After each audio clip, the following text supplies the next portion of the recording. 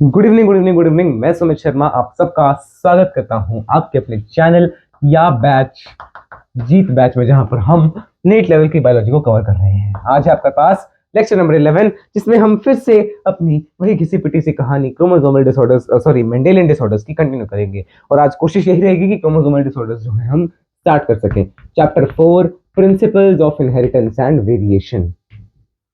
आप मुझे कमेंट्स में बता दीजिएगा नेक्स्ट क्लास 11th का चैप्टर जीत 11th चैनल पे कौन सा स्टार्ट करना है। प्रिंसिपल्स ऑफ इनहेरिटेंस एंड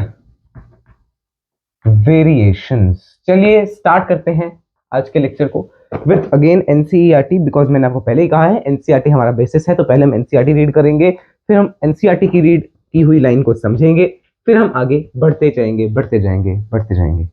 देखिए, फिनाइल कीटोन्यूरिया से स्टार्ट करना है हमें, बिकॉज पिछला जो है सिकल सेल एनीमिया, उसकी हमने कल एनसीईआरटी भी रीड कर ली है एंड हमने लिख भी लिया था और समझ भी लिया था। Phenylketonuria, right. तो देखना क्या है, क्या कह रही है NCERT. This inborn error of metabolism is also inherited as autosomal recessive trait. Autosomal recessive traits मैंने आपको पिछले लेक्चर में बताए थे कैसे इनहेरिट होते हैं। The affected individual lakhs an enzyme that converts the amino acid phenyl alanine into tyrosine. मतलब क्या है, जैसे एक इंडिविजुअल है, ये एक इंडिविजुअल है, इसके अंदर क्या एक एंजाइम होता है, उस एंजाइम का नाम होता है phenyl alanine aniline hydroxylase. Hydroxylase ये एंजाइम क्या करता था, फिनाइल एनिलीन को, देखना ये एंजाइम क्या करेगा, फिनाइल एनिलीन जो आपकी बॉडी में बनता है उसको किस में कन्वर्ट कर देता है, टायरोसिन में।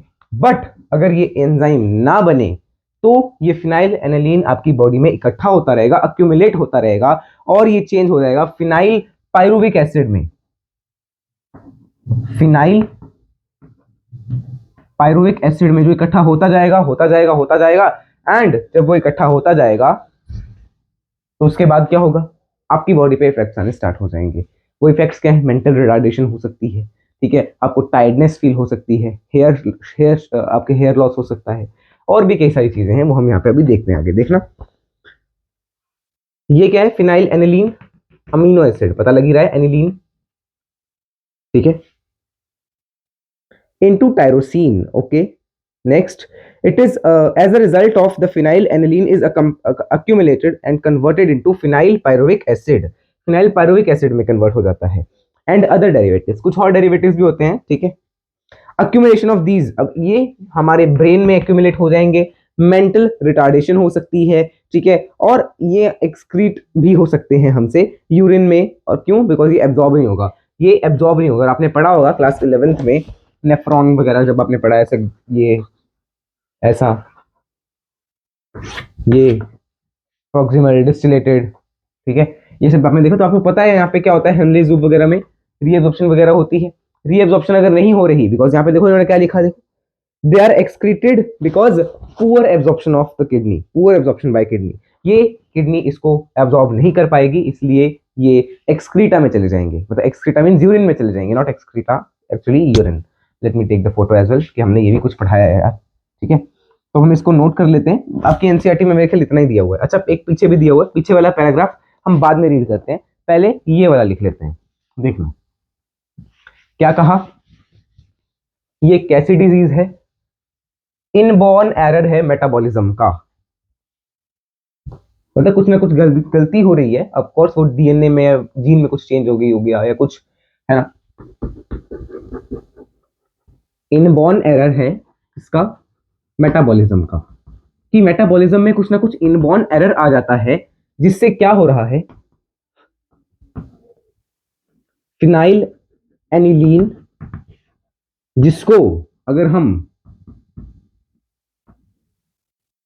Phenyl aniline hydroxylase, aniline hydroxylase enzyme जो कि हमारी बॉडी में बनता है, हाइड्रोक्सिलेज, इसको इसको फिनाइल एनिलीन को टायरोसिन में कन्वर्ट कर देता था, टायरोसिन में कन्वर्ट कर देता था। ये है नॉर्मल कंडीशन। ये क्या है? Normal condition.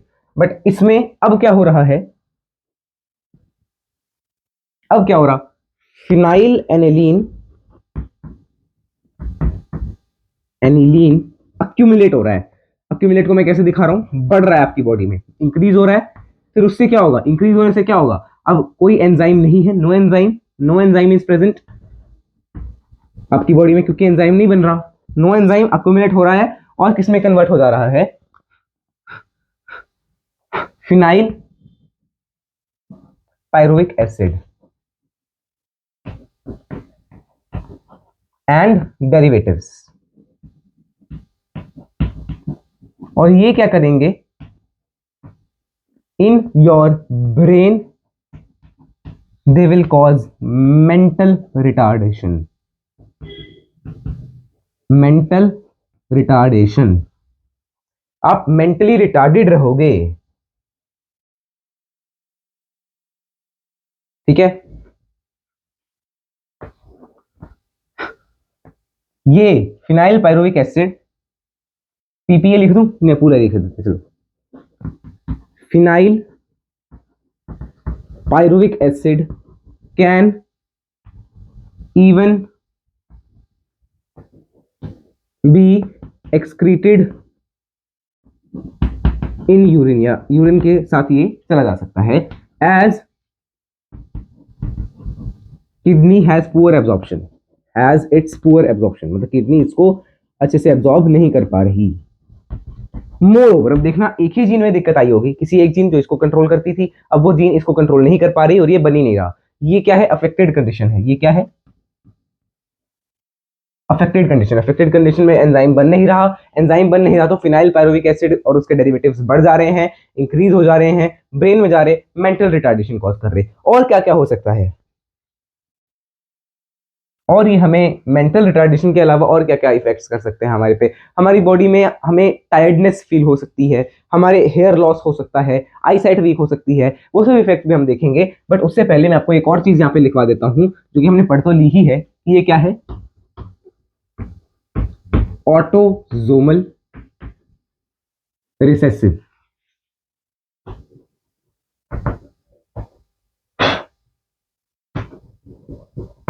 Autosomal recessive disease है।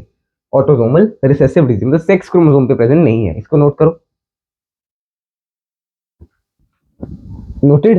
अच्छा, अब आपकी एनसीईआरटी में देखना, यहाँ ये वाले पैराग्राफ तो हमने लिख लिए, ठीक है, ये वाला पैराग्राफ हमने सारा लिख लिया। अब देखना पीछे, पीछे जाओगे, पेज नंबर 80 नहीं 85, वहां पे हेडिंग दी है प्लियोट्रॉपी। उसमें भी इसी को एक्सप्लेन किया हुआ है, बिकॉज इसमें प्लियोट्रॉपी दिखती है, जैसे हमने किसमें देखी थी कल, क्या पढ़ा था हमने? Sickle cell anaemia. उससे पहले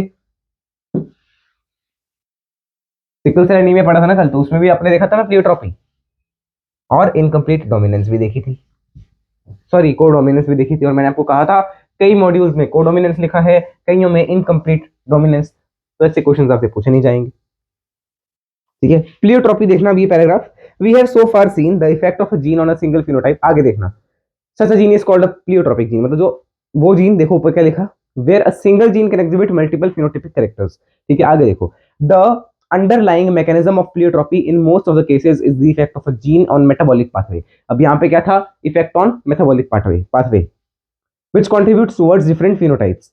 An example is disease phenylketonuria, which occurs in humans. The disease is caused by mutation in a single gene that codes for enzyme phenylalanine alanine hydroxylase। Single gene mutation हो रही है। This manifests itself through phenotypic expressions characterized by mental retardation, reduction in hair, skin pigmentation। ठीक है, तो ये भी लिख ही लो, क्या है ये? फिनाइलकेटोन्यूरिया वाला टॉपिक ही चल रहा है। As pleiotropy, one gene affected, कैसे? पॉइंट म्यूटेशन हो रही है, ठीक है। ऑफ कोर्स एक जीन में क्या होती है? पॉइंट म्यूटेशन, एक बेस पेयर में पॉइंट म्यूटेशन, एक बेस में सॉरी पॉइंट म्यूटेशन। इसके अफेक्ट होने से फिनाइल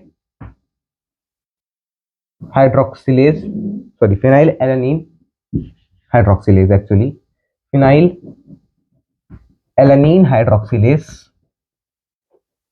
नहीं बन रहा।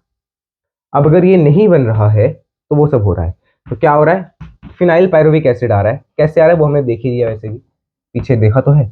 फिनाइल पायरुविक एसिड आ रहा है और उससे क्या क्या हो रहा है, इसके क्या क्या इफेक्ट्स हैं। मेंटल रिटार्डेशन, मतलब बंदा मेंटली थोड़ा सा रिटार्डेड रहेगा, पागल टाइप कह लो, तो पागल तो नहीं ऑफ कोर्स, मेंटल रिटार्डेशन हो सकती है। हेयर एंड स्किन पिगमेंटेशन, क्या लिखा है, loss of hair and skin pigmentation, ये हो सकता है। अब इसमें भी देखना, क्योंकि ये क्या है, ऑटोसोमल डिजीज है, तो पहले इसको नोट करो, आगे फिर आपको इसके भी प्रोसेस थोड़े बहुत देखो, सेम ही प्रोसेस चलेंगे जैसा हमने कल पढ़ा था ऑटोसोमल डिजीज में, ठीक है, वही सेम। हमने ऑटोसोमल डिजीज कौन सी पढ़ी, अच्छा पहले मैं पेजेस यहीं पे आगे कर देता हूँ। हमने कल कौन सी डिजीज पढ़ी थी ऑटोनोमल में, ऑटोनोमस में आपके पास सिकल सेल एनीमिया पढ़ा था, जो कि ऑटोलोगस डिजीज थी। ऑटोसोमस, ऑटोसोमल सॉरी ऑटोसोमल, यार क्या बोलता हूँ मैं, ऑटोसोम होता है तो ऑटोसोमल डिजीज होगा, ठीक है। और हमने क्या पढ़ा था कल, थैलेसीमिया, थैलेसीमिया था sex related, sex linked, sorry thalassaemia थोड़ी पढ़ाया था कल मैंने ना, अभी देखो इसके पीछे थोड़ी थैलेसीमिया, हाँ कल हमने पढ़ा था हीमोफीलिया सेक्स रिलेटेड, में वही बोलूं, थैलेसीमिया तो ऑटोसोम लिंक्ड ही तो है, हीमोफीलिया है ना सेक्स लिंक्ड। अब इसमें देखना, फिनाइल कीटोन्यूरिया में मैंने क्या मान लिया, ए नॉर्मल मान लिया मैंने, और ए पी मैंने मान लिया अफेक्टेड जीन। तो इसमें वही सारी कंडीशंस हो सकती हैं कि ए ए ए पी या ए पी, वही सारे क्रॉसेस आपके बनेंगे जैसे हमने कल सिकल सेल एनीमिया में देखे थे। ए मतलब नॉर्मल, बिकॉज कैसी डिजीज है, रिसेसिव डिजीज, नॉर्मल क्योंकि रिसेसिव डिजीज है, नॉर्मल नहीं होगी, अफेक्टेड होगी, ठीक है। तो अगर मैं क्रॉसेस आपको बोलूं तो आप इनके क्रॉसेस बना सकते हो आपस में, ठीक है ना। क्रॉसेस आपके पीछे वाले कल वाले कॉपी होंगे तो वो आप खुद ही बनाना है इस बार, ठीक है। आगे थैलेसीमिया में करवा दूंगा मैं, ठीक है। यार ऊपर से दिख नहीं रहा, आप बोलते भी नहीं हो, what is this behaviour, why are you so misbehaving, what is this. ये वाला तो हो गया चिट्टा पूरा, इसको हम करते हैं चिट्टा वे, चिट्टा वे, यस। ओ यार आई डोंट नो, मैंने फोटो खींची नहीं, चलो कोई नहीं, आगे आगे देखते हैं। अब है आगे थैलेसीमिया, लास्ट ही है ये, yes it is the last one, thalassaemia. फिर आपके क्रोमोसोमल डिजीज आएंगे। Thalassaemia, this is also an autosome linked recessive blood disease, blood disease मतलब इसमें भी क्या होता है, हेमोग्लोबिन पे ही इफेक्ट आता है, ठीक है। Transmitted from parents to offsprings when both the partners are unaffected carriers, of course जब कैरियर होंगे, क्या बताया था ऑटोसोमल लिंक्ड में, ऑटोसोमल रिसेसिव में जब कैरियर होंगे, या एक कैरियर होना चाहिए, दूसरा या तो कैरियर या तो अफेक्टेड, एक का कैरियर होना पक्का है, दूसरा या तो कैरियर या अफेक्टेड, या दोनों अफेक्टेड भी हो सकते हैं, ठीक है, ठीक है ना। The defect could be due to the mutation और deletion, due to either mutation or deletion which ultimately results in reduced rate of synthesis of one of the globin chains। अब आपको मैं बताऊं, एक्चुअली आपके पास हेमोग्लोबिन में 4 chains होती हैं, haemoglobin की 4 chains, alpha beta, beta 1 beta 2 alpha 1 alpha 2, ये 4 चेन्स होती हैं। अब देखो इन्होंने क्या कहा, म्यूटेशन और deletion which ultimately results in reduced synthesis, in chains में से रिड्यूस्ड सिंथेसिस हो जाएगी ग्लोबिन चेन्स, ये ग्लोबिन चेन्स होती हैं अल्फा बीटा चेन्स की, मतलब क्या तो अल्फा की होगी या बीटा की हो जाएगी, ठीक है, that make up the haemoglobin, और इनसे क्या बनता है, हेमोग्लोबिन बनता है। This causes the formation of abnormal haemoglobin molecule resulting into anaemia. इससे क्या हो रहा है, अनीमिया, अनीमिया मतलब थोड़ा सा आपको, मतलब वो जैसे आपने पढ़ा होगा ना यार, अनीमिया के बारे में तो सब छोटी क्लासेस में पढ़ते ही हैं, आयरन की कमी हो गई, ठीक है। आगे बढ़ते हैं, कहाँ गया, which is characteristic of the disease, thalassemia can be classified according to which chain of hemoglobin is affected। अगर अल्फा चेन अफेक्ट हुई है तो alpha thalassaemia, beta chain affect हुई है तो beta thalassaemia. In alpha thalassaemia alpha chain is affected, beta में beta chain. जो alpha वाला होता है वो 16th क्रोमोसोम पे होता है, बीटा वाला 11th क्रोमोसोम पे चेंज आता है। तो देखो आगे लिखा भी होगा, alpha production of beta chain is affected. Alpha thalassaemia occurs by two closely linked genes HbA1 HbA2। Alpha को कौन कंट्रोल कर रहा है? HbA1 है, HbA2 है, इनमें इफेक्ट आएगा, देखना ध्यान से। ऑन क्रोमोसोम नंबर 16 अल्फा के लिए कहां पे? ये क्रोमोसोम है 16th पे क्रोमोसोम पे होंगे ये जीन्स है ना, तो जीन्स तो एक क्रोमोसोम पे कितनी मर्जी हो सकती हैं, ठीक है। और deletion of, and it is observed due to mutation और डिलीशन ऑफ वन और more of the four genes, ठीक है। तो इनमें म्यूटेशन होगी या डिलीशन होगी, right. The more genes affected the less alpha globin produce. जितनी ज्यादा जीन्स अफेक्टेड होंगी उतनी ज्यादा कम अल्फा चेन्स बनेंगी। मतलब इसमें आपको क्या चीज देखने को मिल रही है? क्वालिटेटिव, कि अमाउंट कम ज्यादा नहीं हो रहा। देखो क्या लिखा, क्या क्या क्वालिटेटिव है, क्वालिटी उसकी कम ज्यादा हो रही है, ठीक है। आगे पढ़ो। While beta thalassaemia controlled by a single gene. Beta के लिए देखो, इसके लिए तो HbA1 HbA2, बीटा के लिए HBB सिंपल, HBB से कंट्रोल हो रहा है जो कि 11th पेयर पे है ईच क्रोमोसोम ईच पेरेंट के, and occurs due to mutation of one और बोथ द जीन्स। मतलब बोथ द जीन्स का क्या मतलब? ये तो एक ही जीन है। देखो आपके अंदर एक जीन होगी आपकी 11th जीन की अगर मैं बात कर रहा हूँ ना, बिकॉज बीटा वाला 11th पे हो रहा है, तो 11th क्रोमोसोम आपके पास दो में होंगे, दो में तो पेयर में होंगे ना, होमोलोगस पेयर, होमोलोगस क्रोमोसोम। एक आपको मिला होगा आपके मदर से, एक आपको मिला होगा आपके फादर से। इन्होंने कहा या तो मदर के पास अफेक्टेड जीन हो या फादर के पास म्यूटेंट वाला जीन आ गया, म्यूटेशन वाला जीन आ गया, उसको कैरियर बोल देते हैं हम, ठीक है। अगर एक के पास आया तो कैरियर, नहीं तो अफेक्टेड। आगे देखो, thalassaemia differs from anaemia, sickle cell anemia, in that the former is a quantitative problem of synthesizing too few globin molecules। Sickle cell anaemia में क्या था कि हमारे पास जो, देखो साइज क्या हो रहा है उसका, चेंज हो जा रहा है। अभी हीमोग्लोबिन को कम लेके जाएगा सिकल सेल एनीमिया में, तो कम मतलब क्वालिटी नहीं चेंज हो रही, क्वांटिटी चेंज हो रही है, तो क्वांटिटेटिव वहां पे है। और यहाँ पे देखो क्या लिखा, यहाँ पे क्या लेटर, यानी कि ये जो लेटर मतलब, अरे यार फॉर्मर मतलब पहले वाला, लेटर मतलब बाद वाला, is qualitative problem of synthesising and incorrectly functioning globin. इसमें तो ग्लोबिन ही चेंज हो जा रहा है, इसमें ग्लोबिन ही चेंज हो जाएगा। तो पहले आप इसको भी लिखना चाहो लिख सकते हो। I hope so you have noted it down. अब हम इसको भी नोट कर लेते हैं। ये कैसी डिजीज, कैसी disease? Autosomal, right, end of course autosomal है, और आपके सिलेबस में सारी की सारी रिसेसिव ही है, तो ये भी कैसी है? रिसेसिव है। अब हम इसको भी लिख लेते हैं, देखना क्या है ये।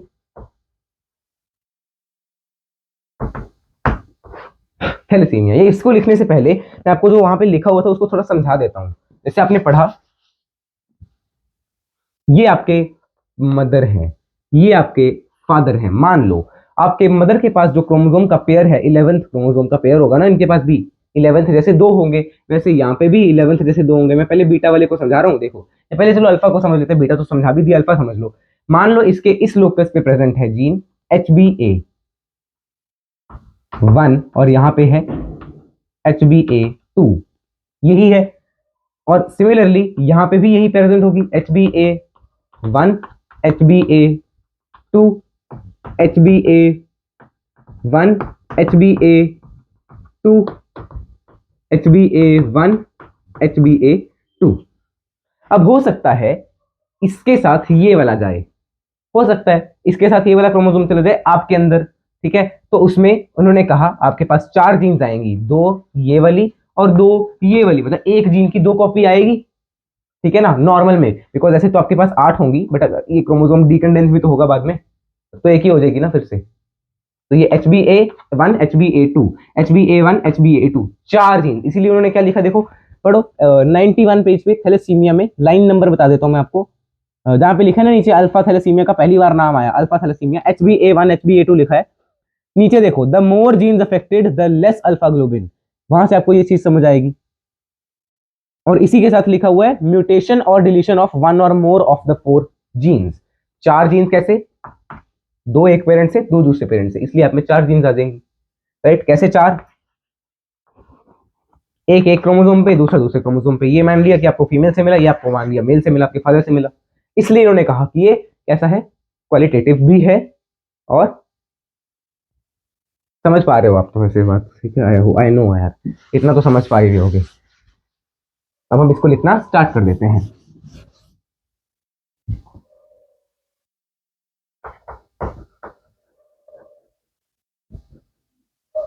थैलेसीमिया,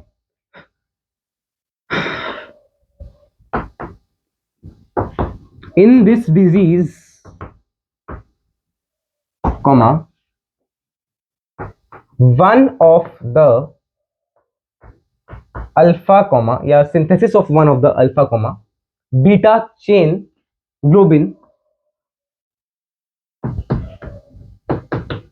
is affected,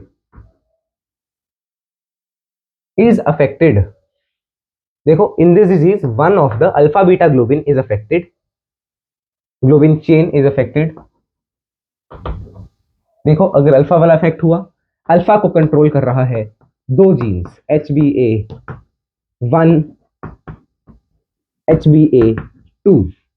ये आपके अंदर कितने होंगे, दो। ये भी आपके अंदर कितने होंगे, दो होमोलोगस पेयर्स, ठीक है ना। बिकॉज एक होगा जिसके ऊपर, ये देखो, ऑन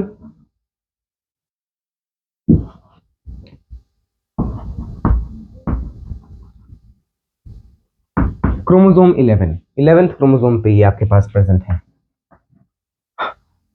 ऑन क्रोमोसोम नंबर 11। अगर इन पे इफेक्ट आया, इफ डिलीशन और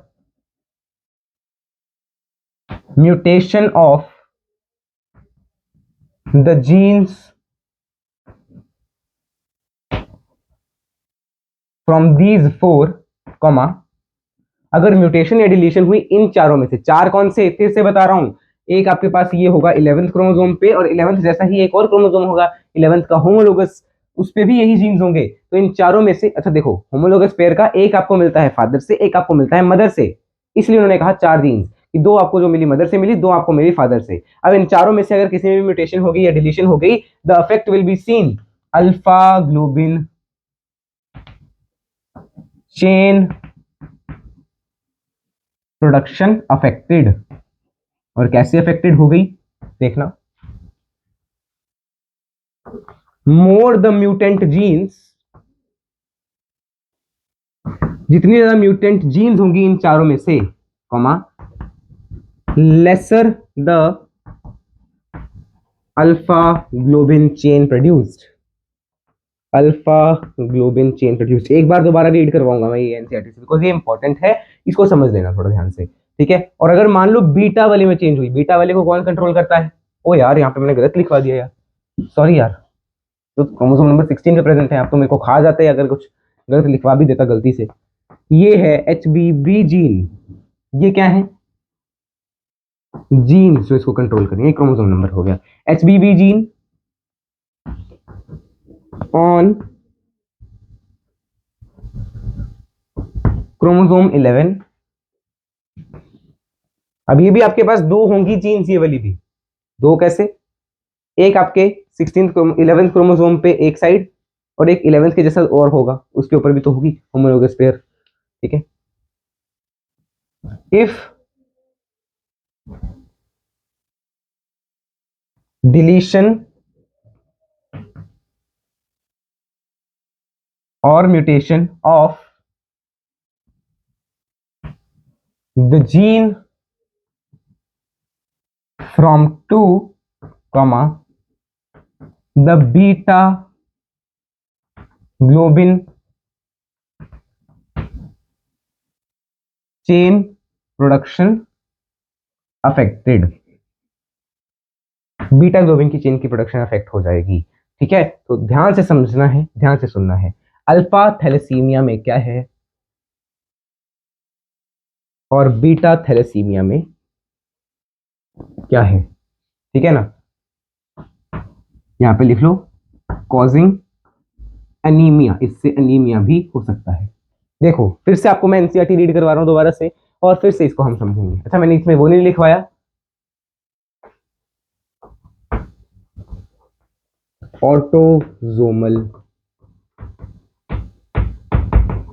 रिसेसिव, देखना this is autosomal, also an autosomal recessive blood linked, the autosomal linked recessive blood disease transmitted from parents to offspring when both are partner or carrier। ये तो आपको पता ही है, अब इसमें हम दोबारा दोबारा नहीं लिखेंगे किसी चीज, ठीक है ना। The defect could be due to either mutation or deletion which ultimately results in reduced rate of synthesis of one of the globin chains। reduced rate of synthesis, इससे आपको पता चल रहा है कि क्वालिटेटिव है, ठीक है।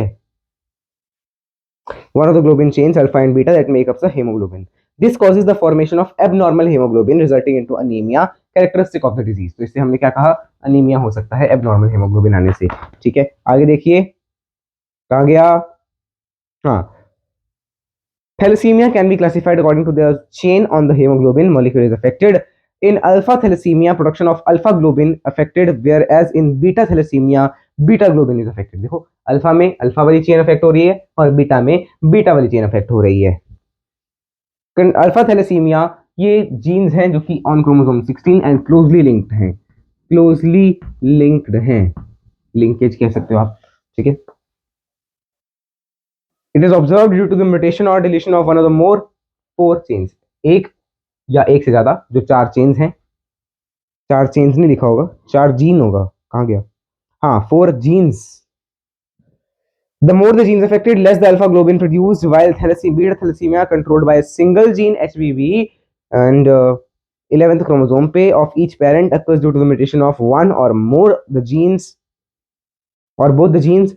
thalassemia differs from sickle cell anemia। अच्छा ये चीज अभी रहती है ना लिखने, तो मैं आगे समझाऊंगा आपको। फिर भी thalassemia और sickle cell anemia में क्या डिफरेंस है वो हम नोट कर लेते हैं एक बार, इसको आप नोट कर ले पहले। देख लो हमारा आधा घंटा तो हो भी गया और अभी हमारा थैलेसीमिया और फिनाइल कीटोन्यूरिया ही हो पाया है, क्योंकि हम एनसीईआरटी भी साथ साथ में कर रहे हैं, that's why I think so.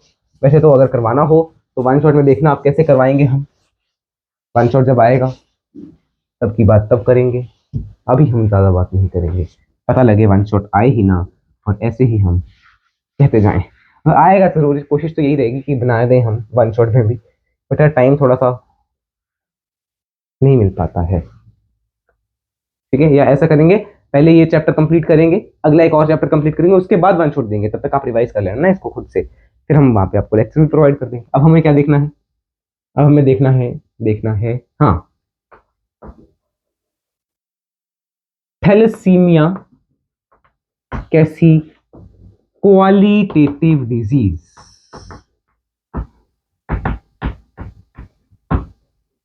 और सिकल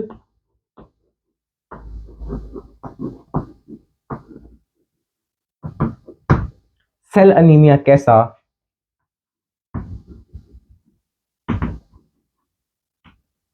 क्वांटिटेटिव डिजीज। अब अगर कोई बोले ये क्वांटिटेटिव और ये क्वालिटेटिव कैसे, जबकि इसमें देखो समझने वाली बात है, थैलेसीमिया क्वालिटेटिव क्यों लिखा गया, आपने तो कहा the more the gene mutant gene, है ना, आपने क्या पढ़ा, म्यूटेंट जीन जितनी ज्यादा है अल्फा ग्लोबिन उतने कम बनेंगे या बीटा ग्लोबिन उतने कम बनेंगे, आपने यही पढ़ा। तो ये तो क्वांटिटी लग रही है, इसकी क्वांटिटी बढ़ी तो इसकी कम हो गई ना।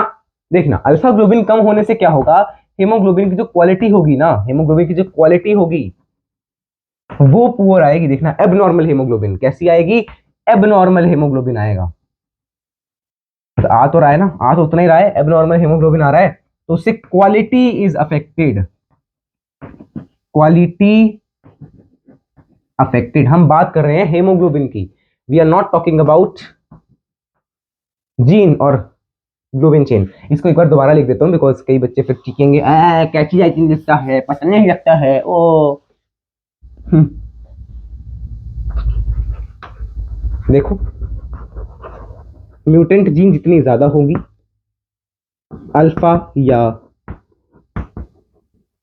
और अल्फा और बीटा ग्लोबिन चेन उतनी ही कम होगी, और जितनी कम होगी एचबी की क्वालिटी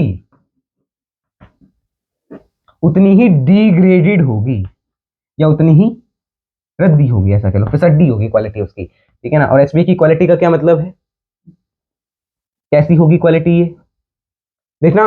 इसमें म्यूटेंट जीन बढ़ी, अल्फा बीटा चेन कम हुई, एचबी की क्वालिटी कम हुई, और एचबी कैसा बनना स्टार्ट हो गया, एबनॉर्मल बनना स्टार्ट हो गया, जिसने क्या कॉज किया, anaemia. Anaemia, I am not Google, anaemia. अरे ये कैसे बोल रहे हो यार। आगे सिकल सेल एनीमिया क्वांटिटेटिव कैसे, सिकल सेल ये हो गया थैलेसीमिया का, स्पेलिंग वगैरह आप देख लेना। सिकल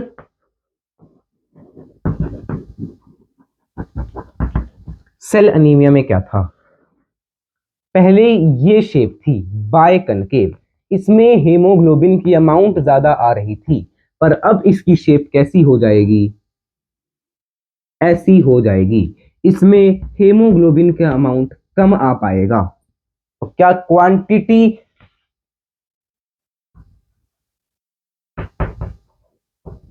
डिक्रीज हुई, हाँ जी, हेमोग्लोबिन तो अभी भी सेम है पर क्वांटिटी डिक्रीज हो गई इसमें, ठीक है। क्वांटिटी देखो, तो इसको नोट कर लो, ये है आपके पास थैलेसीमिया और सिकल सेल एनीमिया में डिफरेंस। ओ माय गॉड कितना अजीब सा था ये जर्र टाइप सा जो भी, देखो अब देखो, सॉरी यार हाथ आ गया बीच में, ठीक है ना। I hope so this is clear and visible properly.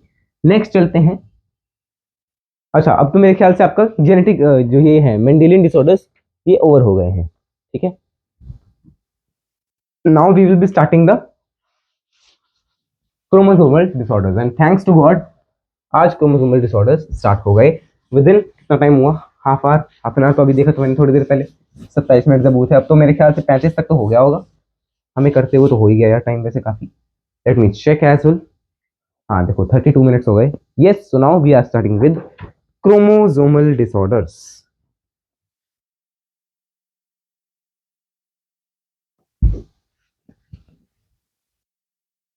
एक मिनट वेट करना।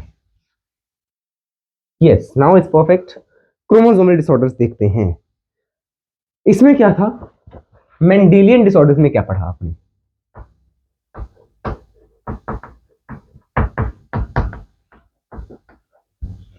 ये क्यों हो रहे हैं, म्यूटेशन के कारण हो रहे हैं। और कैसी म्यूटेशन हो रही है, जिसने जितने भी आपने देखे सब में क्या थी, पॉइंट म्यूटेशन हो रही थी। परंतु अगर मैं बात करूं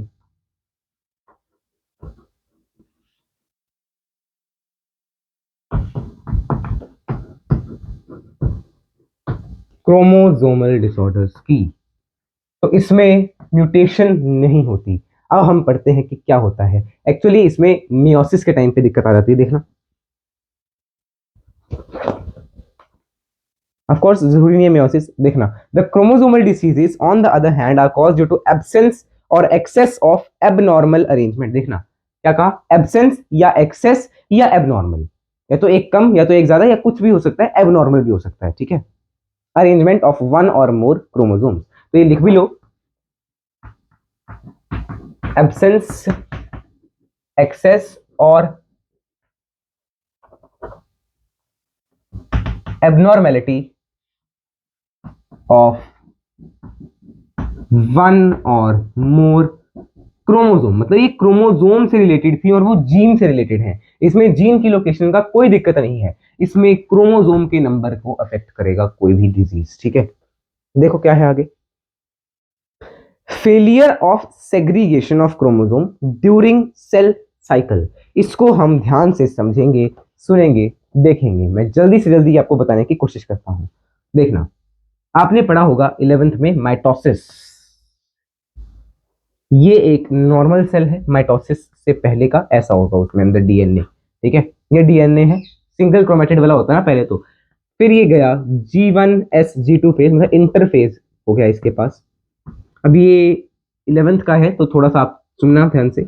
आपने पढ़ा होगा कि इंटरफेज में, एस फेज में, ये जो क्रोमोसोम है ये खुद की डबलिंग कॉपी कर लेते हैं। जैसे ये एक था, अब ये ऐसा ही एक और आ जाएगा इसके पास क्रोमेटिड, ठीक है। अब ये दो क्रोमेटिड वाले हो जाएंगे, मतलब क्रोमेटिड का नंबर तो चेंज हो रहा है, क्रोमोसोम का नंबर अभी भी देखो दो ही है, यहाँ पे भी दो, यहाँ पे भी दो, कंटेंट डबल हो जाएगा। यहाँ पे अगर एक क्रोमोसोम में एक क्रोमोसोम में 2C है। 2C क्यों? बिकॉज डबल स्ट्रैंडेड डीएनए होता है ना, तो एक स्ट्रैंड को हमने कह दिया C कंसेंट्रेशन, दो स्ट्रैंड्स की कंसेंट्रेशन हमने कह दी 2C। तो इसमें एक क्रोमोसोम में कितनी कंसेंट्रेशन? 2C। यहाँ पे एक क्रोमोसोम में कितनी? एक क्रोमेटिड में दो स्ट्रैंड, दूसरे क्रोमेटिड में दो स्ट्रैंड, टोटल कितने? 4 स्ट्रैंड। एक क्रोमोसोम में 4 स्ट्रैंड, एक क्रोमोसोम में 4 स्ट्रैंड मतलब 4C। 2C 4C, 2C 4C, 2C कितने गई? 2C 2C 2C 2C 4C। क्या बोलता हूं मैं, मुझे कुछ खुद को समझ नहीं आता। फिर इसके बाद ये हो गया प्रोफेज।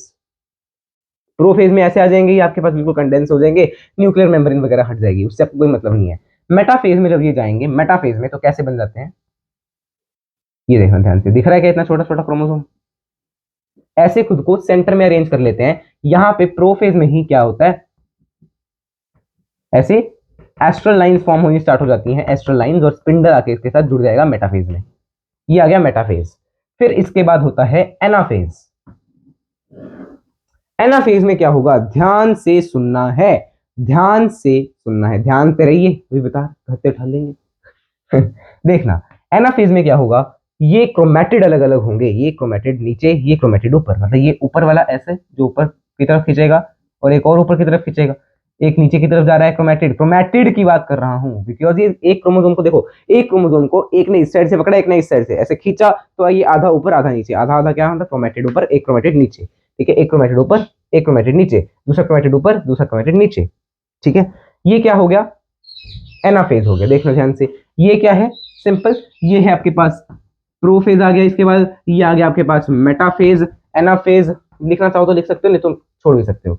फिर आएगा टीलोफेज। टीलोफेज में क्या होगा, यहाँ पे न्यूक्लियर मेम्ब्रेन दोबारा आ जाएगा, उसके अंदर कितने, ये दो सेल्स, तो ये दो आपके पास डीएनए जो स्टार्टिंग में थे, फिर इससे दो बनते हैं डॉटर न्यूक्ली। देखो, डॉटर सेल्स कह लो या डॉटर न्यूक्ली कह लो, ये देखो एक न्यूक्लियस में उतने ही हैं जितने ओरिजिनल के पास हैं। मैंने मान लिया यहाँ पे दो क्रोमोसोम थे, तो यहाँ पे इसके पास एक ऑफस्प्रिंग के पास कितने क्रोमोसोम, दो, दूसरे के पास भी दो, तो इसको हम कहते हैं क्या, इक्वेशनल डिवीजन। तो यहाँ पे जब सेग्रीगेशन हो रही है, सेग्रीगेशन हो रही है, सेग्रीगेशन हो रही है, उस टाइम पे अगर कोई मिस्टेक हो जाए, देखो ये लिखा है, अच्छा अभी लिखवाया नहीं ना मैंने आपको, जब सेग्रीगेशन हो रही है क्रोमोसोम्स की, उस टाइम पे कोई मिस्टेक हो जाए, बोले यार तो क्रोमेटिड अलग अलग हो रहे हैं, हाँ क्रोमेटिड अलग अलग हो रहे हैं, बट आगे के लिए तो ये क्रोमोसोम ही है। चलो मान लो यहाँ पे आप, चलो और बताता हूँ थोड़ा सा, इसकी फोटो खींचने दो एक मिनट। यस, और बताता हूँ थोड़ा सा। देखना अब मैं क्या बना रहा हूँ, दो की जगह मैंने कितने क्रोमोसोम ले लिए, 4 क्रोमोसोम ले लिए, 4 क्रोमोसोम ले लिए मैंने दो की जगह। अब यहाँ पे ये आ गया एक, 4 हो गए, यहाँ पे भी 4 आएंगे। अब जब 4 आ गए तो देखना ध्यान से, एक्चुअली क्या, जब 4 आएंगे ना, 4 आएंगे तो मैंने क्या कहा, ये एक होमोलोगस क्रोमोसोम्स का पेयर, ये दूसरा पेयर है। ठीक है, वैसे ही मान लिया ये एक पेयर है, ये दूसरा पेयर है। ठीक है, ये इकट्ठे हो जाते हैं वैसे तो प्रोफेज तक, और प्रोफेज में इकट्ठे होकर इनमें क्रॉसिंग ओवर हो जाएगी, जो हमने पहले देख ली लिंकेज वाले टाइम पे आपको समझाया था, वो क्रॉसिंग ओवर होती है कैसे होती है, ठीक है ना, तो वो आप वहां से देखें, वो तो इसी क्लास में समझाया भाई, इसी चैप्टर में समझाया मतलब। ठीक है, फिर ये चारों खुद को अरेंज करेंगे, कैसे करेंगे, दो मेटासेंट्रिक प्लेट्स बनाएंगे, मतलब दो मेटाफिजिक प्लेट्स। ये आई इनकी एक प्लेट, देखना एक प्लेट जिसमें दो क्रोमोसोम्स, और सेकंड ये प्लेट जो मैंने शेड किए, ये देखो, ये क्या शेडेड है ना, शेडेड वाले भी होमोलोगस और नॉन शेडेड वाले आपस में होमोलोगस। तो ये शेडेड वाले देखो, ये क्या है, होमोलोगस, और ये भी होमोलोगस। ये एक शेडेड वाला मैंने बना दिया, और इसका होमोलोगस जरूरी थोड़ी यहाँ पे हो, इसका होमोलोगस यहाँ पे भी हो सकता है, बट इसके साथ वाली प्लेट, इसकी प्लेट में नहीं होगा, बस इसकी मेटाफिजिक प्लेट में नहीं होगा। यहां से स्पिंडल आएगा, इसको इसको अटैच करेगा, यहां से स्पिंडल इसको इसको अटैच करेगा। ये मैं क्या बता रहा हूँ, प्रोफेज 1, मेटाफेज 1 और एनाफेज 1। अब इसमें क्या क्रोमेटिड अलग अलग होंगे, नहीं, देखो एक क्रोमोसोम है, उसको एक ही उसने पकड़ा, तो इस एक ही साइड जाएगा ना, जिसने पकड़ा उसी साइड जाएगा। तो इस बार कैसे होगा, पूरा का पूरा क्रोमोसोम आ रहा है। हाँ, थोड़ी सी मिस्टेक है यहाँ पे डायग्राम में, कि मैंने हेड टुवर्ड्स द पोल और टेल टुवर्ड्स द बैक नहीं बनाई। तो ये, अब इसके बाद क्या, इससे बनेंगे दो सेल, जिसमें हर एक में दो क्रोमेटिड वाला एक क्रोमोसोम, दो क्रोमेटिड वाले दो क्रोमोसोम ऐसे देखने को मिले। देखो ये दिख रहा है सबको, दो क्रोमेटिड वाले दो दो क्रोमोसोम्स दिख रहा है, अब चेक कर लो। ये फिर इससे इससे बनेंगे दो डॉटर सेल्स। उन दो डॉटर सेल्स में क्या होगा, हर न्यूक्लियस में ऐसे दो विद दो क्रोमेटिड्स वाले सेल होंगे, ठीक है ना। अब ये जो एक सेल मैंने यहां पे बना लिया, इधर दोनों ही बना देता हूं। न्यूक्लियस मैंने फिर से हटा दिया, मतलब प्रोफेज 2 है ये क्या चल रहा, प्रोफेज 2। प्रोफेज 2 में क्या होगा, प्रोफेज 2 में क्या होगा, प्रोफेज 2 के बाद मेटाफेज 2 आएगा, प्रोफेज 2 ये आएगा। मेटाफेज 2 में क्या होगा, ये फिर से खुद को अरेंज करेंगे और इस बार एक ही मेटासेंट्रिक प्लेट में आएंगे या एक ही मेटाफेजिक प्लेट में आएंगे, ठीक है। मतलब सिंपल जो माइटोसिस में हमने पढ़ा वो हो रहा है, ये समझना जरूरी है। ये देखो, ठीक है। अब इसके साथ स्पिंडल भी अटैच हो जाएगा, बिकॉज क्या चल रहा है, मेटाफेज 1, फिर मेटाफेज 2 सॉरी, फिर एनाफेज 2 में आएगा। एनाफेज 2 में क्या होगा, अब देखो एक क्रोमोसोम पे दो स्पिंडल, एक ऊपर से एक नीचे से, तो अलग अलग हो जाएंगे क्रोमैटिड्स, ठीक है। ऊपर वाली साइड इसका और इसका क्रोमैटिड अलग अलग हो गया, नीचे वाली साइड भी ये देखो, और इसमें भी सेम ऐसे ही होगा ऑफ कोर्स।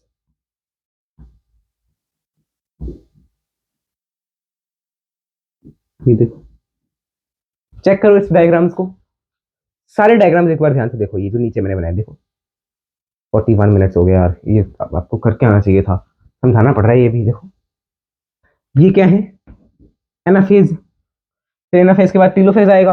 टीलोफेज में इससे दो सेल बनेंगे ना, एक ऊपर एक नीचे ऐसा, मतलब एक इन दोनों से एक नीचे वाले दोनों से, तो ये हो गया, ये ये ये ये। अब देखो हमने ये बनाया था ना, ये बनाया था, इसका ये गया था नीचे, एक गया था नीचे, तो हमने ये होमोलोगस पेयर को ऐसे देखो, होमोलोगस पेयर अलग अलग हो रहे हैं। इन्होंने यही कहा जब क्रोमोसोम अलग अलग हो रहे हैं तो ऐसा हो सकता है कि एक क्रोमोसोम, ये देखो ये भी तो हो सकता है कि ये वाला स्पिंडल इसको अटैच हो जाए गलती से, ये वाला ना हो, ठीक है, तो ये भी ऊपर चला जाए, ये भी हो सकता है, ठीक है। ये तो नॉर्मल मैंने बता दिया, नॉर्मल देखो, नॉर्मल में क्या, नीचे वाले में एक आया ये वाला और एक ऊपर में इसका होमोलोग, ठीक है। इनमें से मतलब एक एक एक एक ऑफस्प्रिंग में है और एक दूसरे ऑफस्प्रिंग में है। ये देखो ये मैंने बना दिया शेडेड वाला, ठीक है। इससे इससे ये आपका शेडेड वाला देखो,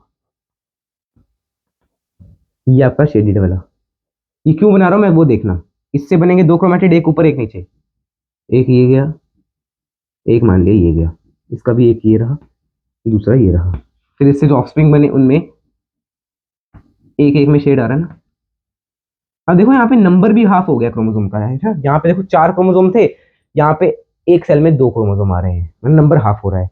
इससे तो चलो कोई हमें लेना देना था नहीं, हमें लेना देना था इससे, जब क्रोमोसोम इधर सेग्रीगेट हो रहे हैं, ठीक है ना। इसको पहले मैं एक बार इसकी फोटो खींचता हूँ।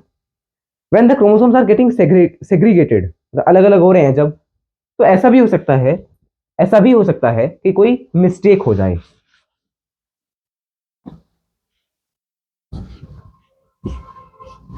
जिसको हम क्या कह देंगे, एनियोप्लॉइडी कह देंगे, या पॉलीप्लॉइडी भी हो सकती है, देखना। There can be a mistake while segregation of chromosomes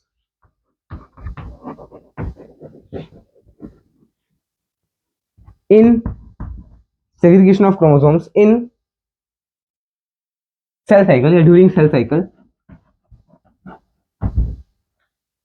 this results। अब आगे का हम पढ़ते हैं कहां से, एनसीईआरटी से। देखो इन केस ऑफ, अब देखो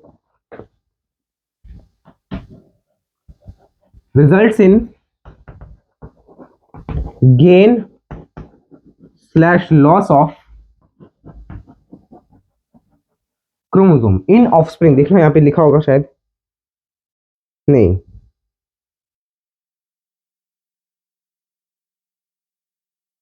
गेन और loss of a chromosome called aneuploidy, यही लिखा है बस, यही लिख लो अब भी, कॉल्ड एन्यूप्लॉइडी।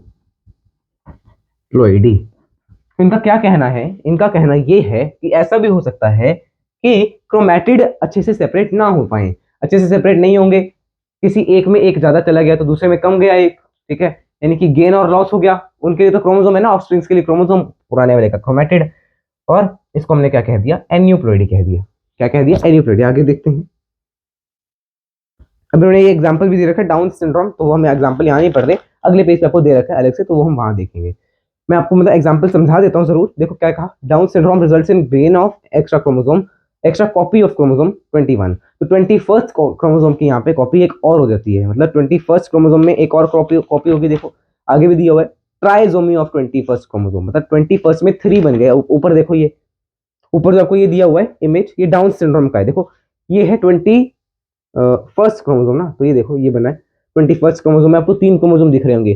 21st क्रोमोसोम में आपको 3 क्रोमोसोम दिख रहे हैं। देखो आगे देखना, आगे क्या लिखा है इन्होंने, failure of cytokinesis after telophase stage of cell division results in increase in whole set. अब ये भी हो सकता है, तो हो गया एक क्रोमोसोम आगे पीछे हो, तो वो हो गया एन्यूप्लॉइडी। ऐसा भी हो सकता है कि पूरा का पूरा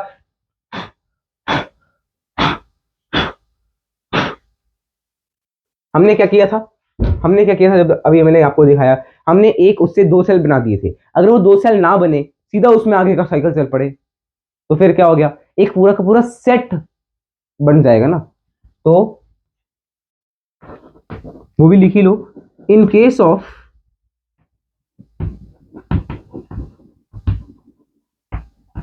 नो साइटोकाइनेसिस आफ्टर टेलोफेज, अगर टेलोफेज के बाद कोई साइटोकाइनेसिस नहीं हो रही, कॉमा कॉमा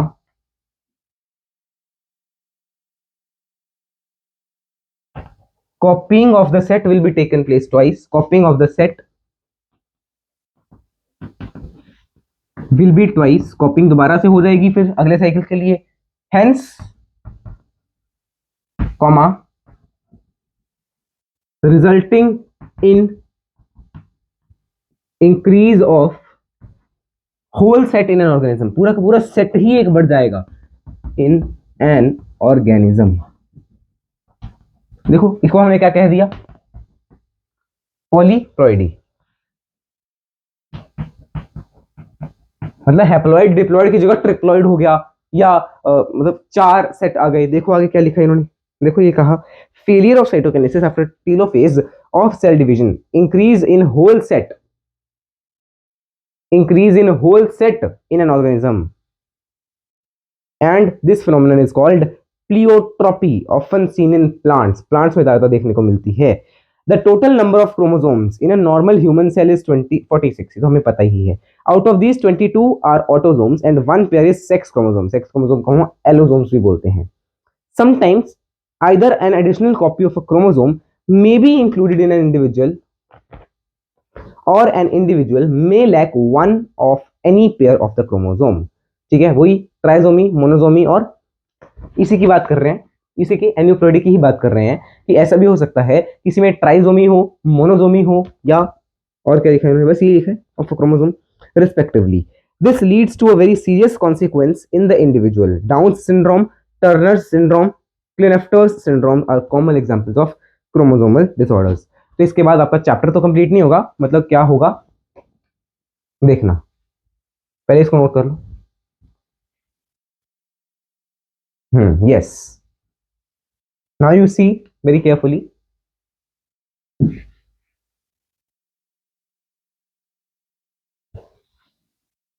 एन्यूप्लॉइडी से कई सारी चीजें हो सकती हैं, या तो एक गेन हो गया एक क्रोमोसोम और, या तो एक क्रोमोसोम और लूज हो गया, ऐसा है ना, एक क्रोमोसोम एक्स्ट्रा आ गया तो एक क्रोमोसोम कम आया, ये होता है एन्यूप्लॉइडी में, है ना। तो एन्यूप्लॉइडी में अच्छा आपको कई सारी प्लॉइडीज पढ़ाई जाएंगी, मतलब अलग अलग टीचर्स अलग अलग पढ़ाते हैं, एन्यूप्लॉइडी, एलोप्लॉइडी, ये प्लॉइडी, वो प्लॉइडी, ठीक है। तो हम एनसीईआरटी के अकॉर्डिंग ही चल रहे हैं, आपके नीट में नहीं आएगा क्वेश्चन, अगर आया तो आप छोड़ देना, मैं कह रहा हूं आपको, ठीक है। एन्यूप्लॉइडी चलो देख लेंगे, अगले लेक्चर में पढ़ा भी देंगे अगर पढ़ानी होगी तो। एन्यूप्लॉइडी में क्या है,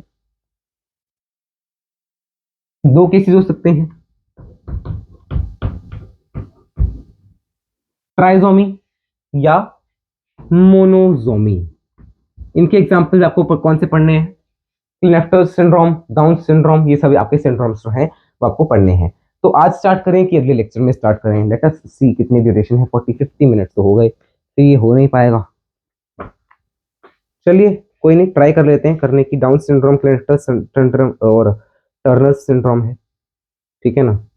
let's try it down syndrome, ऐसा करते हैं हम एनसीईआरटी रीड कर लेते हैं, या ऐसा, अच्छा हमें पिछले लेक्चर का भी तो रिवीजन करना है, तो 10 मिनट में तो बहुत चल पड़ेगा ना। Yes that's it for today's lecture. अब हम पिछले लेक्चर को रिवाइज करते हैं। सिकल सेल एनीमिया क्या क्या पढ़ा था पिछले लेक्चर में, let me check. Sickle cell anaemia था, हीमोफीलिया था, यस यही तो कवर कर पाए थे हम, राइट। तो यस अब हम पिछले लेक्चर को रिवाइज कर लेते हैं। वो बच्चे जा सकते हैं जो कि इस लेक्चर में पढ़ने आए थे। डीपीपी नंबर 9 आपका होमवर्क है, DPP 9 is your homework.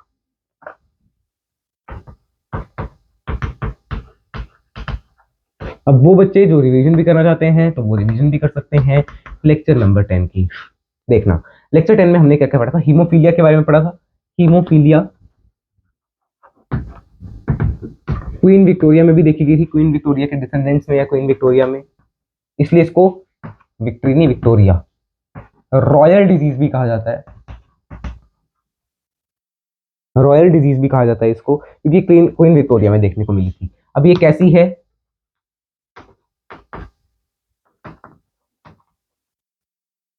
Sex linked है, और कैसी है, रिसेसिव है। मैंने हीमोफीलिया से पूछा ए हीमोफीलिया तो कैसी है, ए हीमोफीलिया तो कैसी है, तो हीमोफीलिया ने जवाब ही नहीं दिया, कहती तो क्या कर रहा है, साढ़े चांटा मारूंगी। Sex linked recessive, sex linked recessive है, सेक्स लिंक्ड मतलब एक्स क्रोमोसोम पे प्रेजेंट है, आपके सिलेबस में एक्स वाली ही है और रिसेसिव ही है। फिर हमने देखा इसमें एक हो सकता है एक्स एक्स मतलब दोनों नॉर्मल आए तो ये होगा नॉर्मल, एक हो सकता है एक्स एक्स एच, फीमेल की बात कर रहा हूं मैं, ये होगा फीमेल का एक्स एक्स एच हो सकता है, जो कि होती है कैरियर बट खुद होती है नॉर्मल। कैरियर का मतलब है इससे जो बच्चे होंगे, इससे जो बच्चे होंगे 50% उनमें चांसेस हैं कि वो हीमोफिलिक हों, अगर वो मेल हैं तो।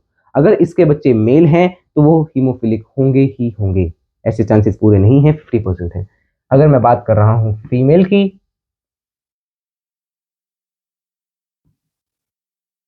अच्छा और क्या हो सकता है, ये हो सकता है एक्स एच, ये क्या है, अफेक्टेड है, अफेक्टेड है, ठीक है। तो ये है आपके पास हीमोफीलिया का फॉर फीमेल्स। मेल्स के केस में क्या है, एक्स वाई या तो एक्स एच वाई, ये क्या है, नॉर्मल है, ये क्या है, अफेक्टेड है, ठीक है, ये क्या है, अफेक्टेड है। ध्यान से समझना ये बात को, मैंने कहा ये और ये मेल में बीमारी पैदा कर सकते हैं, ये वाला बीमारी पैदा नहीं कर सकता। अब ये मेल में कैसे बीमारी पैदा कर सकते हैं, देखो मेल में क्या होता है, एक होता है एक्स एक होता है वाई।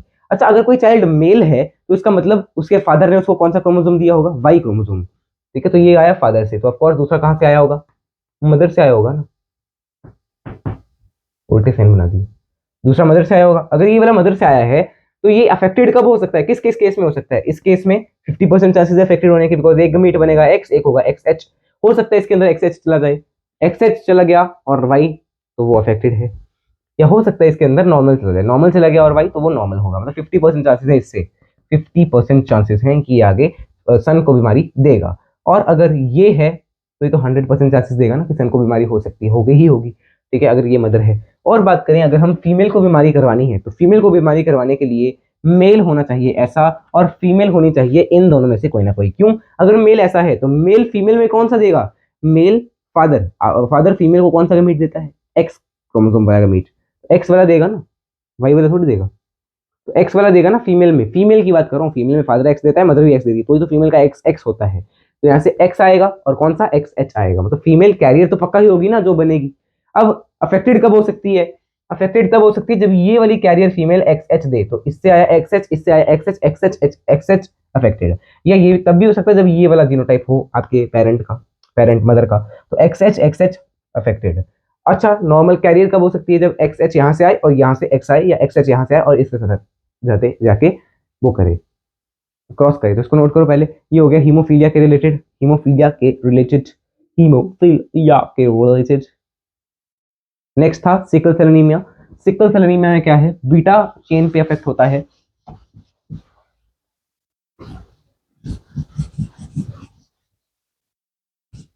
SCA लिख रहा हूं मैं, बीटा ग्लोबिन चेन पे इफेक्ट होगा, और इसके भी सिक्स्थ कोडोन में एक बेस पेयर चेंज होगा, फ्रॉम GAG टू GUG। और आपको पता है ये किसको कोड करता है और ये किसको कोड करता है? ये कोड करता है ग्लूटामिक एसिड को। और अब ये क्या बना देगा? वेलिन बना देगा। तो glutamic acid is replaced by valine, right? तो इससे क्या हो रहा था? इससे क्या हो रहा है? देखो, इससे क्वांटिटी हेमोग्लोबिन की कम हो जाएगी। हेमोग्लोबिन की क्वांटिटी कम हो जाएगी। कैसे होगी वो देखना, कैसे होगी वो देखना। जैसे ये आरबीसी है, आरबीसी है, हेमोग्लोबिन में जब वेलिन बना तो वो क्या करेगा? क्या करेगा? पॉलीमराइजेशन। पॉलीमराइज करेगा, खुद को पॉलीमराइज करेगा। और ऑक्सीजन का टेंशन कैसा है? कैसा है? उससे क्या होगा? क्या होगा? हाँ, सुनाई दे रहा है मेरे को। उससे क्या होगा? हाँ, बिल्कुल सही कह रहा है। ए, क्या नाम है तेरा? अरे नाम तो बोल। पप्पू। हाँ, पप्पू, बिल्कुल सही। क्या होगा? सिकल सेल में चेंज हो जाएगा। सिकल सेल में चेंज होने से इससे इसके अंदर एचबी कितने आएंगे? हाँ, सही बोला चप्पू ने भी। एचबी इसके अंदर कम और इसके अंदर कितने ज्यादा। और हर्ष भी कह रहा है। हाँ, हर्ष, हर्ष बिल्कुल सही है। समझ रहे हो? समझ रहे हो आप? हाँ, समझ रहे हो? समझ रहे हो? समझ रहे हो आप? समझ रहे हो? कट कर देना। क्या कर रहा हूँ मैं? फालतू की हरकतें कर रहा हूँ। ये आपका था sickle cell anaemia. Sickle cell anaemia. ठीक है, तो that's all for today's lecture. आज के लेक्चर को यहीं तक रोकते हैं। होमवर्क वगैरह मैं लिख देता हूँ, इसकी भी एक बार फोटो खींचूंगा पहले तो। यस, सो होमवर्क में मैंने आपको बता तो दिया ही है, वैसे भी डीपीपी नंबर 9 है आपके पास होमवर्क में। तो that is it for today guys, that is it for today. आप वीडियो को बंद कर सकते हैं। कईयों ने तो करी भी दी होगी, कईयों ने क्या, सभी ने कर दी होगी। यहाँ तक कोई ही पहुंचता है, कोई ही विरला मानुष यहाँ तक पहुंचेगा। डीपीपी नंबर 9 विरला, मतलब जो बीच में तो एक आधा हो कोई। 9th डीपीपी आपको सॉल्व करनी है। रिवाइज द लेक्चर, लेक्चर को रिवाइज करना है। एंड एज यूजुअल नोट्स आपको बनाते रहना है। ये है आपका होम हो होमवर्क। होमवर्क भी आपको मिल चुका है। माइक ऑन है? जी हाँ, ऑन है। ऐसा भी हो सकता है एक आधी बार मैंने ऐसा, मान लो हो गया कि इसको इतना गुस्सा आएगा ना भाई, इतना गुस्सा आएगा ना अगर उस दिन ऐसा हो गया, मतलब किसी दिन ऐसा हो गया कि मैंने माइक ऑन नहीं रखा और मैं वीडियो बना चुका 1 घंटे की होगी, चलो थी, तो मैं तो अपना सिर दीवार में फोड़ लूंगा। अरे यार, 1 घंटा पढ़ाना तो था, 1 घंटे का लेक्चर में रखना तो था, बट माइक तो ऑन कर लेता, गधा है क्या? तो चलो, मैं हूँ ही। चलो, इसको नोट कर लो। देखो, यहाँ पे सेल्फ रियलाइजेशन वाली बात आती है। मैं इसकी भी फोटो खींच लेता हूँ, फिर बाकी बकवास करता हूँ। बकवास की अब कोई जरूरत वैसे तो है नहीं, बिकॉज लेक्चर कंप्लीट हो चुका है, सब कुछ हमने कर लिया है। चलिए फिर यहीं तक आज के लेक्चर को रखते हैं। मिलते हैं अगले लेक्चर में, तब तक के लिए। चलिए फिर मिलते हैं लेक्चर में, तब तक के लिए जय श्री कृष्ण, राम राम, सीता राम, राधे श्याम, श्रीमन नारायण, राम राम।